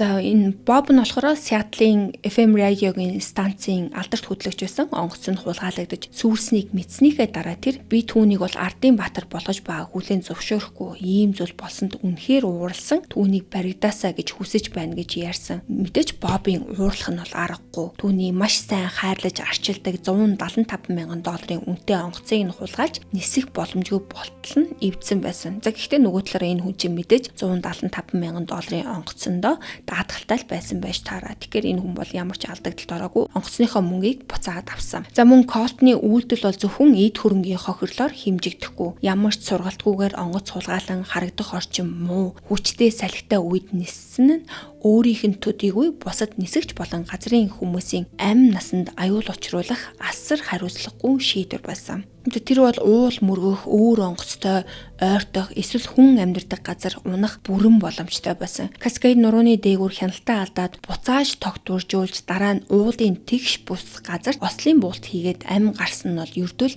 азтай тохиолдол. Гэхдээ Колтонд бол энэ дуршлаг сургамж болоогүй. Тэндээс зугцсныхаа дараа Орегон, Невада болон Калифорни мужуудаар явж хит хитэн машин хулгайлсан. Муж улсын хилт авсан гэмт хэрэг үйлдэх тусам зөвхөн орон нутгийн цагдаа биш, холбооны мөрдөх байгууллагууд ч гэсэн хэрэгт оролцож эхэлсэн. 17 настай Колтныг одоо хит хитэн мужийн цагдаагийн газар, шерифийн алба, Канадын хатан хааны морьт цагдаа болон холбооны байгууллагууд ирнэ сурвалж ижсэн. Гэсэн ч түүнийг барьж чадаагүй. Колтон бол 2008 оноос 2009 оны өвлийг ихэвчлэн Невадагийн Рино хотод өнгөрүүлсэн гэж ярьсан. Мөн Wenatchee-д амьдардаг танилуутайгаа уулзаж Калифорниагийн Сакраменто руу ч гэсэн явсан байна. 2009 оны 3 сард Колтон 18 нас хүрсэн. За одоо баригдвал энэ бол өсвөрийн байгууллагад биш, харин насанд хүрэгчдийн шүүхээр илүү хүнд ял идэх эрсдэлтэй болсон. Гэсэн ч 2009 оны 5 сард 5 орчим сар оргон явсныхаа дараа тэр Камано Айленд руугаа буцсан. Төрж өссөн газраас сансан уу, ээжтэйгээ уулзахыг хүснэ үү, за эсвэл энгийн амьдрал түнд хэтэрхий уйтгартай санагдсан уу гэдэг нь бол тодорхойгүй. Гэхдээ буцаж ирээд Айленд Каунтигийн шерифийн албаны эсрэг зарласан нөгөө дайна бол улам ноцтой төвшөнд хүргэсэн. 2009 оны 6 сарын 19-ний үүрээр Колтон нэгэн айлын гадаа зогсож байсан хар алтлаг өнгийн машинд нэвтэрсэн. За энэ нь бол жирийн нэг машин байгаагүй. Айленд Каунтигийн орлогч шерифийн эргүүллийн машин байсан. Машины эзэн бол тухайн үед гэртээ унтчихсан. Колтон машинаас албаны гар утас, дижитал камер, Panasonic-ийн лаптоп, согтуурал, хэмжигч, торгуулийн хуудасны дэвтэр болон бусад төхөөрөмжийг авсан. За хамгийн ноцтой нь бол Smith & Wesson-ы M&P15 гэдэг буу болон сумтай хайрцгийг нь хулгайлсан. Энэ хэрэг Колтон зөвхөн амьд үлдэхийн тулд хоол хувцас сулгаалдаг үеэ хэдийнэ ардаа орхисныг харуулдаг. Тэр одоо эрсдэл, адал явдлын төлөө зориуд цагдаа нарыг үдэж эхэлсэн. Үүний дараа бол Айленд Каунтигийн шерифийн алба түүнийг барих ажиллагаагаа эрс чангатгаж эхэлсэн. Колтны явдаг байж болзошгүй газруудад хөдөлгөөн мэдрэгчтэй далд камерыг байрлуулж хулгайлах магадлалтай өвөөш машин хүртэл тавьсан. Гэсэн ч Колтон бол дахин Камано Айлендыг орхиод 2009 оны 100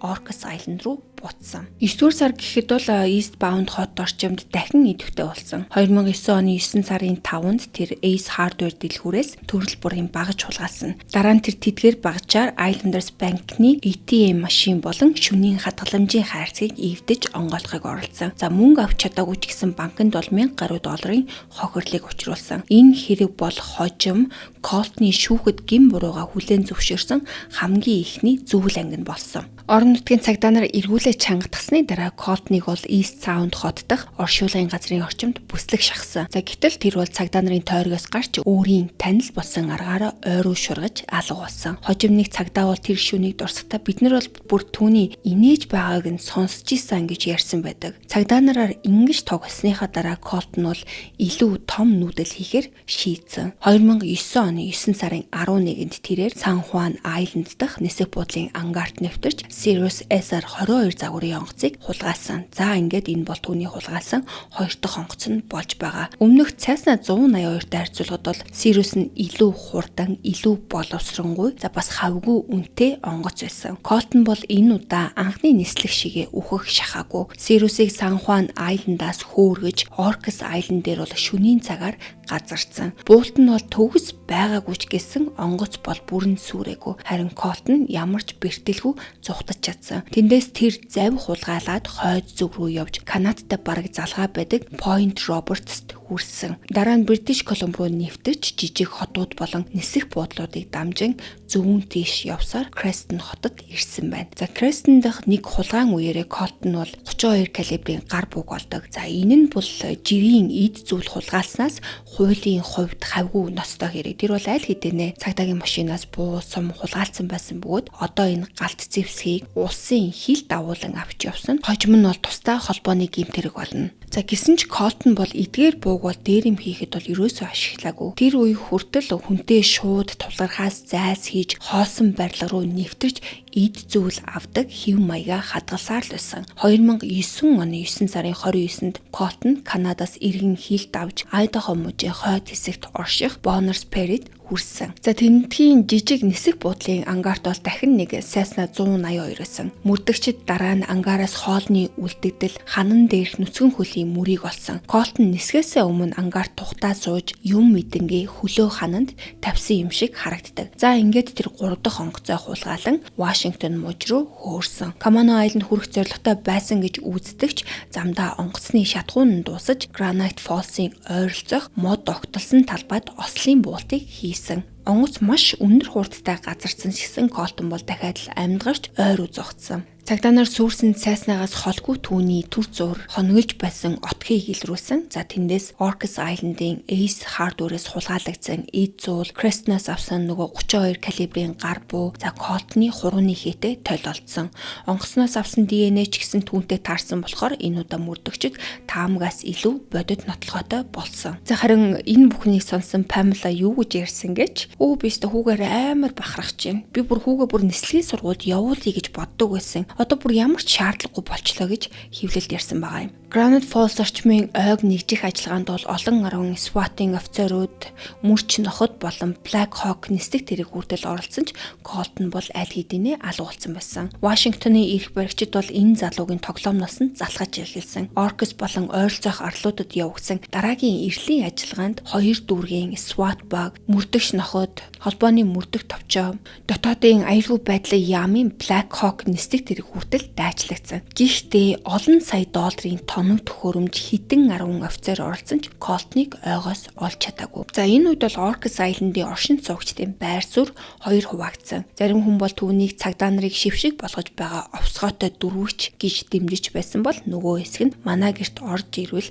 хар туулганы хортлохоор үхнэ гэж анхааруулж ирсэн. Гэхдээ түүнийг үзэн яддаг хүмүүс хүртэл Colton-ы зориг, тэсвэр, ухаалаг байдлыг үүсгэж чаддаггүй байсан. Тэр ямар ч нислэгийн албан ёсны сургалтгүй мөртлөө 3-3 онгоцыг хулгайлж, жолоодож, ослын буулт бүрээс амьд гарч олон улсын хэмжээний 90 сурвалжлах ажиллагаанаас зугацаар байсан. За интернетэд бол түүний нэр улам төгөж Facebook-ийн фан пэйж хэдэн 10,000 дагагчтай болсон. Грек, Итали, Австрали зэрэг алс хоолын орнуудаас хүртэл өсвөр насны охид түүнд бишигч байгаагаа бичиж байсан. Negative Zero гэдэг хамтлаг The Barefoot Bandit нэртэй дуу гаргаж хүмүүс Colton-ы зурагтай Fly Colton, Fly буюу нисэрэ Colton, нисэрэ гэдэг нэртэй футболкийг худалдаалж ихсэн. Бусдын эд хөрөнгийг сүйтгэж буй дөрвөгч залуу аажмаар өөрийн гэсэн бэлэг дурсгал, дуу хөгжим, шүтэн бишрэгчтэй интернетийн алдартай болж хувирсан. 2009 оны 11 сараас 2010 оны 1 сар хүртэл Colton бол нам гүн байсан. Гэхдээ тэр зогсоогүй. Зөвхөн дараагийн алхмаар бэлтгэж байсан. 2010 оны 2 сарын 10-нд тэр Anacortes дахь нисэх бодлоос ойролцоогоор $650,000 үнэтэй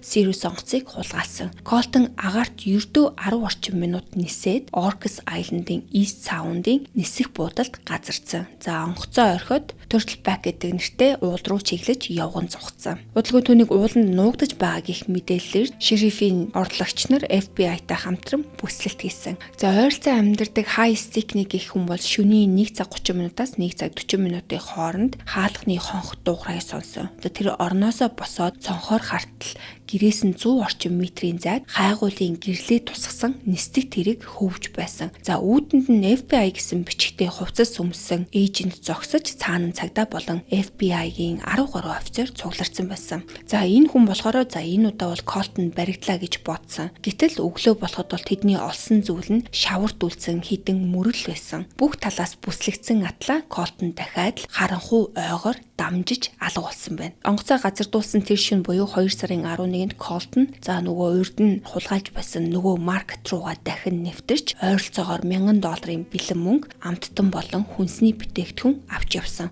Гарахаасаа өмнө дэлгүүрийн шохоогоор шалан дээр 39 аврах том хөлийн мөрийг зурсан. За мөрнүүд бол дээлийн хэсгийг нь тойроод хажуугийн хаалга руу үргэлжилсэн бөгөөд төгсгөлд нь Sia буюу дараа уулзлаа баяртай гэд бичсэн байсан. Дэлгүүрийн эзэн Kyle-ийн хувьд энэ бүхэн бол хөвгчлөлтэй тоглоом шиг санагдаагүй. Colton түүний дэлгүүрт хид хідэн удаа орж хулгай болон эвдэн сүтгэлээр их хэмжээний хохирлыг учруулсан. Дахин нэг удаа ийм хэрэг гарвал за бизнес нь бүр дампуурах эрсдэлтэй болсон байсан болохоор Kyle бол шөнө бүр дэлгүүртээ 2 том нохотойгоо унтаж эхэлсэн байна. За энэ дэлгүүр бол түүний амьдрал төдийгөө гэр бүлийнх нь амжиргаа болсон ганц орлого байсан учраас дараагийн удаа Colton-ыг орж ирвэл өөрийн өмчөө хамгаалахад бэлэн байхаас өөр аргагүй болсон. За ингээд 2010 оны хавар болоод Colton бол эцэст нь Orcas Island-ыг орхисон. 5 сарын 31-нд тэр Вашингтон мужийн Илвака хотоос 34 фут буюу за ойролцоогоор 10.4 метрийн урт мотор зав хулгайлан Колумбиа голыг гаталж ойрыг нь мужийн Warrenton хотод хүрсэн байна. За энэ үеэр Raymond хот дахь нэгэн амтны эмнэлэгт бол $100 болон зурвас үлдээсэн байсан. Тэр зурвас нь юу гэсэн байсан гэхээр хажуугаар нь өнгөрч явлаа, илүү мөнгө байсан юм. Үүнийг амттад асархад ашиглаарай. Colton Harris Moore буюу Barefoot Bandit гэж бичсэн байсан. За хожим зурвас дээрээс бол Colton-ы хурууныхээ илэрсэн. Тэр 6 дугаар сарын турш хулгайлсан машинуудаараа Oregon, Idaho, Wyoming, South Dakota, Nebraska, Iowa болон Indiana мужуудыг дамжиж явсан. Зам зураа жижиг нисэх буудал, айл, бизнесүүдэд нэвтэрч хоол хүнс машин болон амьдрахад шаардлагатай эд зүйлсээ хулгайлсаар байсан. За гэхдээ South Dakota мужийн Yankton County-д болсон гэмт хэрэг бол түүний өмнөх гэмт хэрэгүүдээс өөр болсон. Kelly Naffel гэхээр эхнэр 4 бага насны хүүхдийн хамт аяллаас буцаж шөнийн 3 цагийн үед гэртээ ирсэн. Эхнэр нь түрүүлж дотогш орсноо гинт ойролдог. Kelly хажуугаар нь дайрч гэрт ороход нүцгэн залуу ир зугтажсэн. За тэр бол Colton байсан. Kelly араас нь хөөж гэрээсээ гарахыг шаарддаг. Гэтэл цээжин дээр нь жижиг улаан цэг тусгайг анзаарч тэгэхэд Colton түнд зогс надад буу байгаа буудан шүү гэж сүрдүүлсэн байна. За ингээд Kelly ухраад 911 рүү залсан ч цагдаа нарыг ирэхэд бол Colton бол аль хэдийнэ зугтсан байсан. За тэр улаан цэг бол үнэхээр бууны лазер байсан уу эсвэл жирийн нэг лазерны гэрэл байсан уу гэдгийг бол тогтоогоогүй. Гэхдээ Kelly бол үүнийг жинхэнэ буу гэж ойлгосон бөгөөд Colton түүнийг буудна гэж сүрдүүлсэн нь бол маргаангүй үнэн. Энэ мөч хүртэл түүнийг шууд хүчирхийлээс зайлс хийдэг зөвхөн эзэнгүй байшин болон бизнесүүдэд нэвтэрдэг гэмт хэрэгтэн гэж дүрсэлж болохоор байсан. За харин энэ Yankton болсон хэрэг бол тэр заагийг арилгасан анх удаа гэрийн эзэнтэй нүүгдүүлж галт зэвсгээр айлган сүрдүүлсэн нь түүний гэмт хэргийн замнал улам аюултай шатанд орсныг харуулж байсан. Colton зүхтаж явсаар жижиг нисэх буудлуудыг онсоор байгаад Индиана мужид хүрсэн.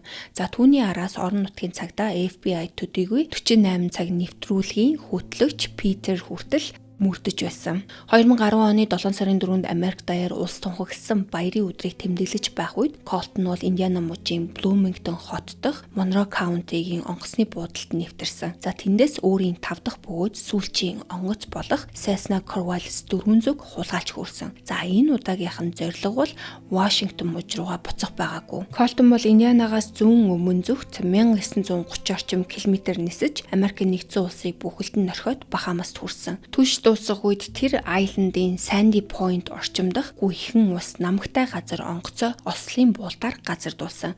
Онгоц ойролцоогоор 46 метрийн урт мөр гаргаж улсаж нэг дугуйгаа тасалсан ч бүхэлдээ бол хөмрөгдөөгүй. Колтон бас нэг удаа амьд гарсан. 48 цаг нэвтрүүлгийн баг нутгийн хүмүүсээс 2 завь хөөслөн онгоц руу явсан. Гүйхэн уснаас болж завь цааш явах боломжгүй болсон болохоор багийнх нь шавар туулан 1 цаг орчим алхсан байна. Гэтэл бүрэнхий болж онгоц хүртэл 40 гаруй минутын зам үлдсэн болохоор буцхаас өөр аргагүй болсон. За маргааш нь тэд нисдэг тэргээр ослын газарт хүрсэн. Цаснагийн хаалганууд түгжээтэй дотор нь цус за эсвэл Колтон бэртсэн гэх шинж тэмдэг байгаагүй. Онгоцноос гарсныхаа тэр Айландын дотор тал руу орж мөрөө дахин балалсан. Нисэх онгоцны сүрлээс хамгийн ойр том суурин нь бол Marsh Harbor гэх газар. 48 цаг нэвтрүүлгийн баг тентгийн цагдаагийн газарт нэг мэдээлэл авсан ч хуурамч тохио болж таарсан. За харин энэ удалгүй энэ тосгоны ойролцоох газруудад хэд хэдэн хулгай гарсан нь Колтон амьд чөлөөтэй хിവэрэ байгааг харуулдаг. Royal Bahamas-ийн цагдаа нар түүний алдар нэр FBI-ийн 90 сурвалжлах ажиллагааг мэдэж байсан бөгөөд арлын цагдаа нар түүнийг баривчлахаа амласан. Гэхдээ Колтон бол энэ аял дээр удаа үлдээгүй. Тэр Маринагаас дахин мотор зав хулгайлаад Elytra гих арал дээр хүрсэн. За тэнд хэсэг өсвөр насны хүүхэд бол түүнийг танаад хүчи нөгөө онгоц хулгайлаад яваад идэг залуу мөн үү гэж асуухад Колтон ердөл тийм ээ гэж хариулдаг. Хүүхдүүд бол FBI түүнийг барихад хүргэх мэдээлэлд бол $10,000 шагнал амлсныг мэдэж байсан учраас араас нь хөөсөн. Колтон дахин завь хулгайлан зугтаж ойролцоох Harbor Island-д хүрсэн байна. 2010 оны 7 сарын 11-ний шөнө Америкийн жуулчин Jordan Sackett бол гэр бүлийнхээ Picasso нэртэй яат дээр байсан. За гинэт буу зэвсэг барьсан Бахамасын цагдаагийн офицерууд бол хүлэг онгоцны зогсоол руу орж ирсэн. Удалгүй нэг моторт завь Маринагаас их хурдтай гарч задгаа тэнгис рүү чиглэж байгааг харсан. За жолооны ард бол Колтон байсан. Арлын цагдаа нарт түүнийг хөөх өөрийн гэсэн завь байгаагүй. Тэд Жордноос гэр бүлийнх нь яатыг ашиглаж болохыг асуусан байна. Жордан эхлээд бол эцэг их Ричард болон Жойс хоёроос зөвшөөрөл авах шаардлагатай болсон. Эцэг их нь хэсэг гайхсан ч гэсэн зөвшөөрөл өгсөн. Jordan Sackett жолооны ард суугаад түүний найзууд болон зэвсгэлсэн цагдаа нар яат дээр үсрэн орцгоосон. За ингээд нэгэн Америкийн жуулчны гэр бүлийн завь олон улсын хэмжээний 90 сурвалжлагдаж байсан Barefoot Bandit буюу хөл нүцгэн дээрэмчний араас шөнийн далайд хөөцөлдөж эхэлсэн. Колтон бол 5 минутын түрүүтэй арай илүү хурдан завтай байсан. За гэхдээ энэ удаа бол Колтны талд аз байгаагүй. Муур 9 амтай байдаг шиг Колтны хувьд бол 5 аз байсан болов. Задгаа тэнгис хүрэхийн өмнөх нь түүний завь элсэн гүйхэн дээр суучдаг. Jordan Sackett-ийн жолоодж байсан завь болон Бахамасын цагдаа нар ардаас нь хурдтай ойртожсэн. За өмнө нь бол Колтон үүнээс ч хүнд бүслэлтээс мултарч байсан учраас цагдаа нар түүнд дахин зугтах ямар ч боломж өгөхийг хүсээгүй. Тэд Колтны сууж явсан завны хөдөлгөөрийг ажиллагаагүй болгохын тулд буудсан. За нэг гэрч бол 25-аас 30 орчим удаа буудсан гэж ярьсан байдаг. Сумнууд бол хөдөлгүүр болон завны ар хэсгийг онож чимээнд цочирдсан Колтон доошоо хоргоцсон. Буудлага зогсоход тэр гараа өргөж гарч ирээд бити буудаа би юу ч сонсохгүй байна гэж хашгирсан. Зарим гэрчийн мэдээлэлээр бол Колтон баригдахынхаа өмнө зөөврийн компьютер гар утсаа ус руу шидээд гар бугуа толгойдоо тулган амиа хорлоно гэж сүрдүүлсэн. Цагдаа нар түүнтэй ярилцаж эцэст нь бууга хаяж бууж өгөхийг ятгсан. Албан ёсны мэдээлэлээр Колтон цагдаа нар руу буудаагүй боловч тэр зэвсэгтэй байсан нь батлагдсан. Ингээд 2010 оны 7 дугаар сарын 11-ний үрээр 19 настай Колтон Harris Moore-ийн 2 жил гаруй үргэлжилсэн оргил Harbor Island-ийн эргээс холгүй төгссөн. Түүнийг гавлаж NASA руу онгоцоор хүргэсэн. Колтон бол энэ удаа хувцастай байсан ч гэсэн хочтой үнэн ч мэд хөл нүцгэн явсан. Түүнийг нисэх онгоцноос буулгах үед цугласан хүмүүсийн нэг бид чамд хайртай хөл нүцгэн дээрэмчин минь гэж хашгирсан гэдэг. Бахамаст бол Колтон хилээр хууль бусаар нэвтэрсэн нисэх онгоцыг зөвшөөрлгүй газардуулсан хэрэгт бурууга хүлээсэн. Түүнд 3 сарын хорих ял за эсвэл $300 торгуул сонгох шийтгэлийг оноосон. Энэ удаа ямар гिचин шийтгэл вэ? Памела бол торгуулийн мөнгийг шилжүүлснээр Колтныг Америкийн нэгдсэн улс руу албатан буцааж эхлээд Майами, дараа нь Вашингтон мужид хүргэсэн байна. Тэнд түүнийг олон муж хоёр улсын нутаг дэвсгэрийг хамарсан асар олон хэрэгүүд хүлээж байсан. Колтны өмгөөлөгчөөр бол Джон Брауни ажиллаж түүний сэтгцийн байдлыг үнэлүүлэхээр шүүх сэтгцийн эмч доктор Ричардс Адлерыг томилсон. Үнэлгээгээр бол Колтон оюуны дундад чадвартай, бусдын эрхийг үл тоодог, хэв шинжийн зан чанарын эмгэггүй гэж гарсан. Харин математик сурах бэрхшээл, анхаарал төвлөрөл муу, шинэ мэдээллийг анхлан боловсруулахдаа удаан зэрэг, тодорхой танин мэдгүн сул тал илэрсэн. Доктор Адлерийн хувьд бол хамгийн чухал зүйл нь бол Колтны хүүхэд нас. Тэр ядуу, эмх замраагүй орчинд өсөж, амьдралынх нь насанд хүрсэн хүмүүсээс тогтмол хүчирхийлэл, үл хайхарлыг амссан. Сэтгэл зүйн шинжилгээнүүд ч гэсэн энэ орчин Колтонд бодит хохирол урьдчилуулсныг харуулсан. Доктор Адлер хэвлэлээр адлалын явдалт баатар мэд дүрслэгдсэн Колтныг бодит амьдрал дээр сэтгэл гутралтай, замагдгүй амиа хорлох хандлагатай, анхны онгоцны ослоос хойш үе үе сэтэрдэг гэмтлийн дараах стрессийн шинжтэй залуу байсан гэж үзсэн. Гэхдээ түүний асуудлуудыг бол зөв эмчилгээ, боловсрол, доктортой орчинд засах боломжтой гэж дүгнсэн. Мөн дахин гэмт хэрэг үйлдэх эрсдлийг бага, ирээдүйн төлөвийг эерэг гэж үнэлсэн байна. За мэдээж Колтны хүүхэд нас бол түүний хийсэн хэрэгүүдийг цагаатгахгүй, тэр хүмүүсийн гэр бизнес рүү нэвтэрч амжиргааны их өсвөрийг нь сүйтгэн онгоц болно, завь хулгайлж бусдын амь насанд ноцтой эрсдэл учруулсан. За нөгөө Янгтанд болсон гэрийн эснийг буугаар сүрдүүлсэн явдалч гэсэн түүний гэмт хэргийг бүхэлд нь хүчирхийлэлгүй гэж нэрлэх боломжгүй харуулдаг. Гэхдээ ийм орчинд өснө нь яагаад түүний зан авир бага наснаас эхлэн ийм чиглэлд орсныг тайлбарлах чухал хүчин зүйл болсон. Өмгөөлөгчийнхөө зөвлөснөөр Колтон 2011 оны 6 сард холбооны 7 хэрэгт бурууга хүлээсэн. За үүнд бол банкны барилга руу хууль бусаар нэвтэрсэн, хулгайлсан нисэх онгоцыг муж хооронд тээвэрлсэн 2 хэрэг, хулгайлсан галт зэвсгийг улс болон мужийн хил дагуулсан, оргодол байхдаа буу эзэмшсэн, нисгэгчийн хүчинтэй үнэмлэхгүй ниссэн, хулгайлсан завийг муж хооронд тээвэрлсэн хэрэгүүд багтсан. 2011 оны 12 сарын 16-нд Вашингтон мужийн хэрэгүүдийг нэгтгэн хилэлцэж түүнд 87 сарын 20 ялыг оноосон. Шүүгч Вики бол түүний хүүхэд насыг найдвар гих зүйл бараг байгаагүй амьдрал гэж тодорхойлоод Колтон хийсэн хэрэгтээ үнэхээр гимшиж байгаа юм шиг харагдсан гэж хэлсэн. Дараа нь 2012 оны 1 сарын 27-нд холбооны шүүхийн шүүгч Ричард Джонс түүнд 78 сар буюу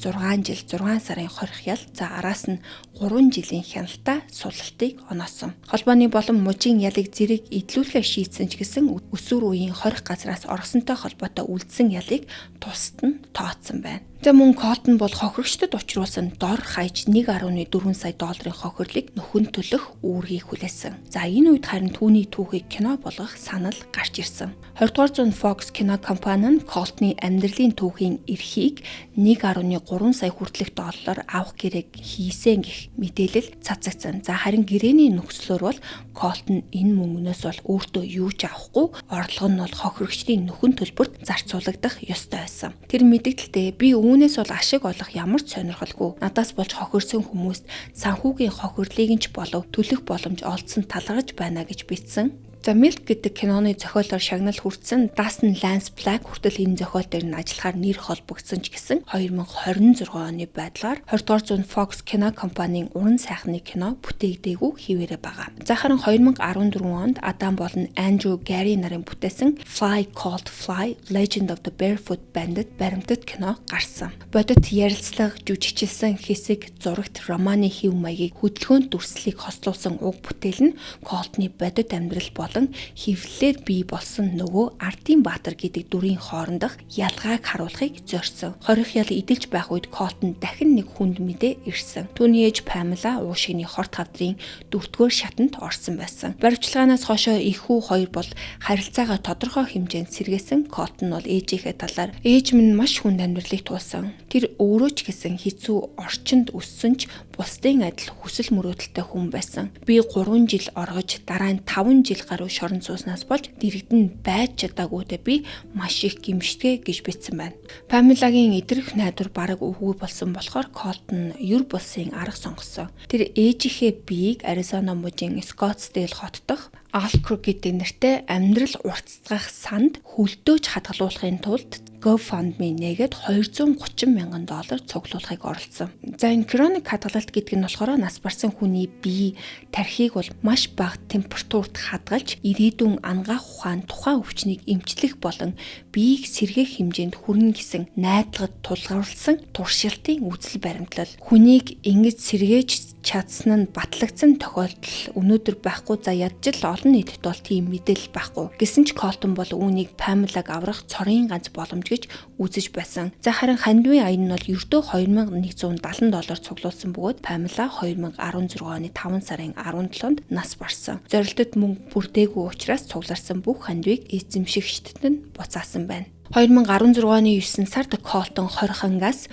Сиэтл орчмын хяналттай ажил амьдралын төв чилжиж өмгөөлөгч Джон Хенри Брауны хуулийн газарт бичих хэргийн туслахаар хагас цагаар ажиллаж эхэлсэн. Шорон байх хугацаанд нь Боингийн төслийн менежер Джонатан Стандриж түүний зөвлөгч болсон. Джонатан бол сар бүр шахам эргэж очиж Колтонтой нисэх онгоцны загвар, инженерчлэл, удирдлага, ном болон ирээдүйн зорилгын талаар ярилцдаг байсан. Колтон нисэх онгоцны шинэ загваруудаа цаасан дээр зурж үзүүлж нэг өдөр нисхийн инженерээр суралцаж онгоцны загвар бүтээх хүсэлтэйгээ ярьдаг байсан байна. Джонатан түүнд амьдралаа тогтворжуулсныхаа дараа өөр нэг хүнд мөн адил хоёр дахь боломж өгөхийг захиж Колтон ч гэсэн үүнийг нь амласан байна. Сурлагдсныхаа дараа Колтон нислэгийн сургуульд сурах мөнгө цуглуулахаар дахин GoFundMe хандивын хуудсыг нээсэн. За тэр хуудсанда би одоо 25 настай эрх чөлөөтэй хуулийн дагуу нисэхэд бэлэн.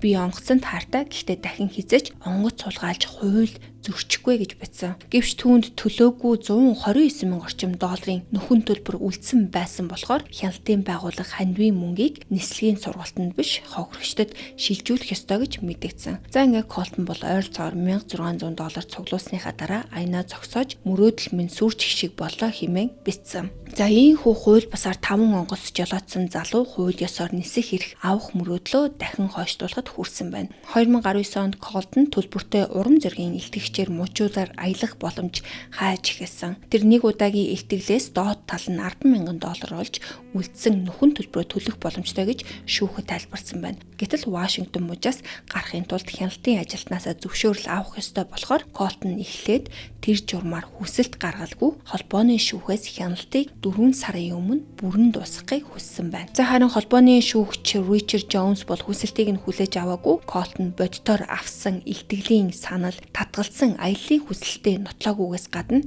хяналтын ажилтны үндсэн үргийг шүүх орлох боломжгүй гэж тайлбарсан. Харин хяналтын ажилтан зохих журмаар хүсэлт ирвэл ажлын аяллыг зарчмын хувьд зөвшөөрөхөд бэлэн байгаагаа прокурорт хэлсэн. За тухайн үед бол Колтон бол нөхөн төлбөрөөс $97 мянган орчим долларыг үлдсэн гэж ярьсан байдаг. 2019 оны 5 сард тэр Сиэтлын радио хөтлөгч Джейсонд ярилцлага өгөхдөө бол хөл нүцгэн дээрэмчиг гих хочийг бол одоо үзэн яддаг. Өнгөрсөн амьдрал нь одоогийн хүн чанарыг нь бүрэн тодорхойлох ёсгүй гэж хэлсэн. Гэхдээ ирээдүйн талаар бол өөдрөг байгаагүй. Надад энгийн амьдралтай болох хэцүү байх. Үнийг хэлэхэд би хизэж жирийн амьдралтай болж чадахгүй байхаа гэж боддог хэмээн ярьсан.